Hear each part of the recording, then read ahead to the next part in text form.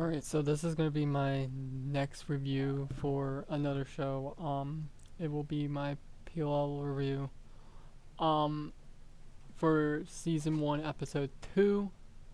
Um, it starts off with the liars in a grill. They are talking about their text messages for A and Allison's and as well as Allison's disappearance. They discuss their fears about the Jenna thing being revealed to the police and stuff. Um, and Spencer, there's a little noise in the background, so you're just gonna have to deal with it. I'm very sorry about that. Um, there's some work being done upstairs. Um, so Spencer says that no one knows the truth about it and stuff like that. Spencer reveals that Allison confided in her that she was dating someone this summer and stuff like that, and that's when Jenna comes in with a walking stick and they just get up and leave.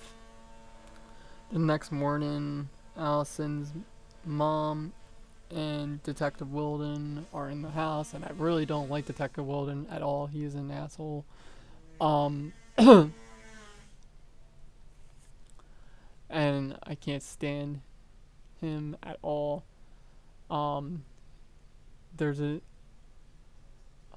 Oh wait, no. Detective Wilden's not in Hannah's house in this part. It's sh- his face appears on the newscast discussing the findings of Allison's body and stuff about how she died and stuff like that.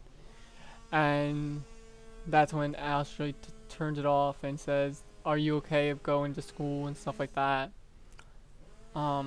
Later on, at breakfast, um, Ella explains the Aria's shock at seeing Hannah at the funeral, so transformed from last year.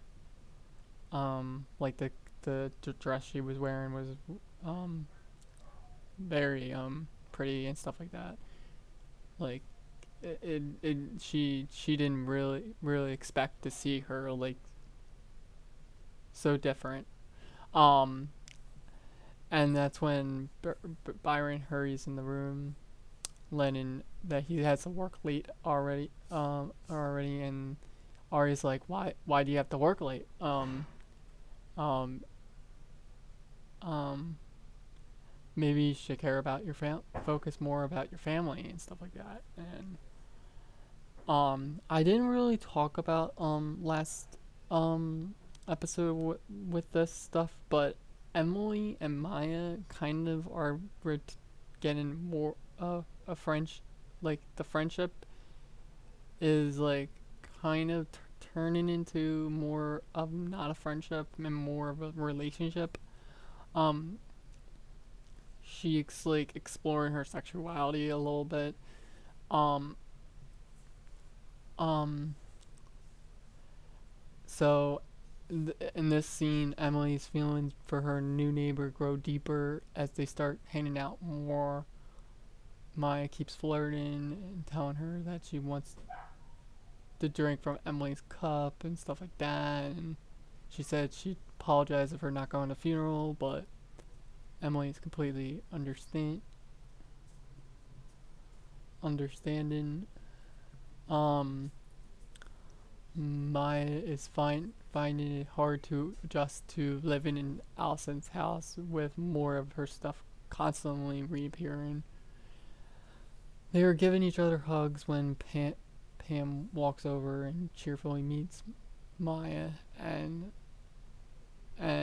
she says that Maya says that like I'm a it's kind of weird being in her house and stuff like that because people come and give candles and flowers right next to the grave and it still feels like her house. And that's when she invites her to sleep in Emily's room until um until um it cools down and Maya accepts. Later on, they go to Spencer, and Spencer is practicing for field hockey, yada yada yada. And she meets Maya, who says that awkwardly refers to Alison as the dead girl. Um, and they invite Spencer to join for coffee, but she's too focused on practice. Um, at school, Aria contends with her mutual relationship with Ezra. Uh, she's asking to prove a transfer out of his class and stuff like that, and he doesn't have much choice but to sign the form. Meanwhile, Hannah and Mona hang out and chat near the lockers until Mona spies that Sean is coming, and Hannah tells her friend to go see her later. At Emily's locker, Ben tries to force kisses out of Emily, perhaps as proof of her interest, and Emily just tries to back away and stuff like that.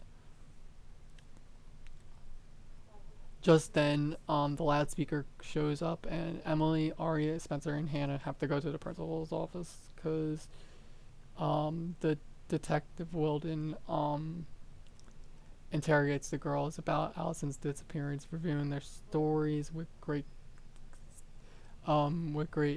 emphasis on why that it makes sure like skepticism. I'm sorry, great skepticism that to make sure the show that the girls are answering the right, and he keeps on saying that it's like it's the same thing that they said the last year, almost like it was rehearsed. At lunch, they talk about it, and Spencer says that it's a it's kind of a crime if you're lying to the police and stuff like that, and then Jenna walks over. Um, Ari invites Jenna to sit with the girls, and Jenna thinks it's notes the dead silence on the part of the girls and the fact that Allison is no longer with them. They all flash back to the accident that blind Jenna, and this is when we learn what happened. So in the flashbacks, we revealed that the girls think we're trying on clothes. Allie spotted someone and thinks that it's Toby Kavanaugh. Immediately, Allison hatches a plan to drop a stink bomb in his garage. But Jenna is in there, and the prank goes terribly wrong, and the garage caught on fire, and that's when at lunch the girls' phones go off, and Jenna picks up Spencer's phone. Are you gonna get that? And it's talking about the guilt and stuff like that. A few minutes later, the transfer was denied, so Aria just drops into the class, and then I'm just skipping that kind of part because it's not as big as I'm trying to get the crap out of my throat. It sounds bad. Well, Sean is or Hannah's the two sit and they try to refill, like, study and stuff like that, and that's when Darren walks in with takeout, and Hannah is totally annoyed and asks Sean, and Sean is asked to leave because Ashley came in with her Darren. At the restaurant, Spencer wants she orders a vodka soda because they're with friend and Melissa and her father, and that Peter and Melissa order the same drink, but instead they go along. Ren orders the vodka soda and discreetly offers Spencer a sip while the other two are not paying attention. Later that night, Maya, blah blah blah, Maya and Emily share the bed and they sleep tightly until and sends Emily a text message knowing that she's aware of the romantic relationship. The next day, Ben drives Emily and Maya to school, and Maya like Ben keeps asking questions about the sleepover, and Maya says she slept like a baby, and that's when Emily forcefully makes out with Ben in the car. Later at the Rosewood movie theater, oh god, this is the most awkward part of this episode. I really hate this part. Aria stands around before um the showing of It Happened One Night, and that's when casually Ezra walks up to Aria and calls him in a friendly manner. Her mom is there, and time to meet Mr. Fitz. And it turns out that Ezra is here for the same reason they are, to see the same movie. Ezra calls it one of his favorites, and Ella points out that Aria's too. And that's when she says that, and you forgot to tell me that you're very young and cute part. Um, and that's when they go in, and then when Ezra, goes in, Ella invites him to sit down with them. I thought that was so awkward. Um, at home, Emily tries to tell the her mother about her feelings, about questioning her sexuality, but her mother totally misreads her daughter intent. She takes Emily insecurity and not being okay with the aftermath of Allie's murder. She recommends that Emily and her friends do something to properly commemorate Allison's death in order to find closure. That night,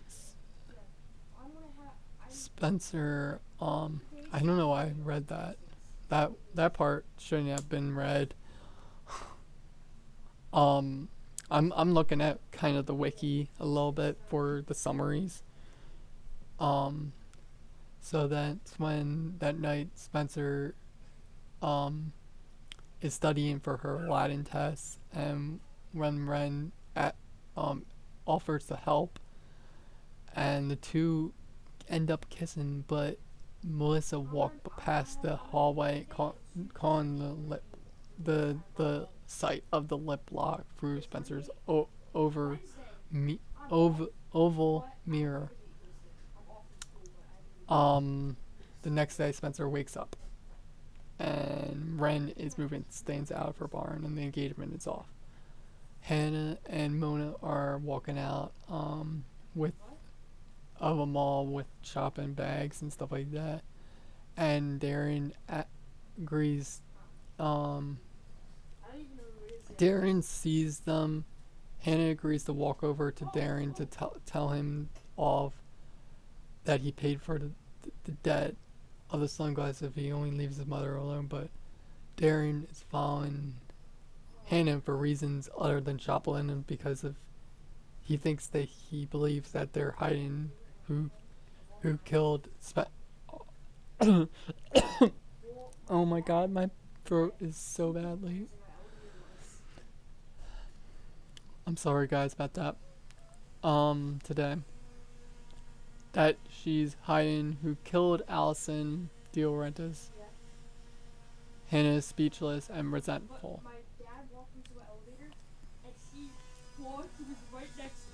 Later, it starts raining in Rosewood, and soaked. Ari is walking home, coffee in hand. She is passed by Ezra driving his car. They make eye contact, and at first he passes, but then he slows down and opens the car. And they make out.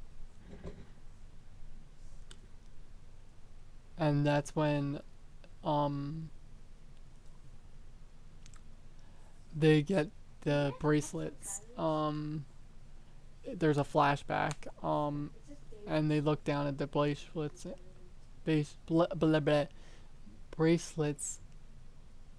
to the aftermath of the Jenna thing, when Alison had bought all the other PLL friendship bracelets. Oh my god, I am not speaking today. It is so early in the morning. Um, friendship bracelets with the names on them. Alice gave them all one, and at the time, she was even suggestively asked Emily to tie hers.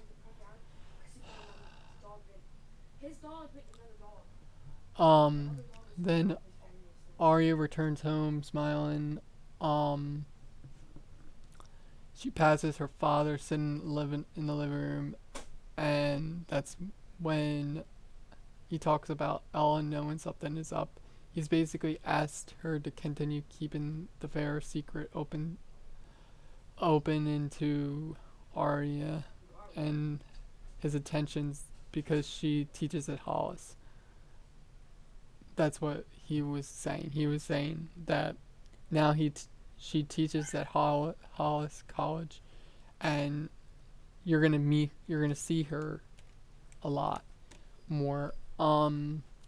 He Ella he makes excuses about the affair, and Ella walks in with Mike bringing Chinese takeout. Ari said that she is gonna stay, but then she said she was gonna go upstairs to change in her out of her rainy clothes, and that's when she got the message. After that the rain, Spencer goes for a run, presumably to forget her family problems. She spots Jenna Marshall sitting at a park bench, sending a text message with a phone, and she's saying text now, and it's like, is Jenna A? We don't know. I don't really care. This episode is a boring episode to me. Yes, we got the Jenna thing is a really good plus of it because we get that information, but it was just like it's just a boring episode for most of the stuff. It's a really cheesy episode. It's like there's nothing really we learn except for what the Jenna thing is, and that's about it. But I would give this a 6.8. I'm really sorry, but this episode is just god awful. Um, for the most part, we just learn what happened to Jenna and if she's A, and I hate Jenna being A. It's not even a fun thing. It's too obvious. It's like whatever. I kind of know who's gonna be A, but like that's beside the point because it's been like 10 years, and I mean 10 years since the show came out. So I've watched this multiple times, but please like, comment, subscribe, and thank you for watching this review of PLL season 1 episode 2. I will be putting down my episode 3 very soon. I'm gonna also do Close Enough today, probably episode 3, which is a funny episode. I think that one was the best one out of all of them. You'll see what that review is like when you see it. So thank you so much for watching, and see you guys later. Bye.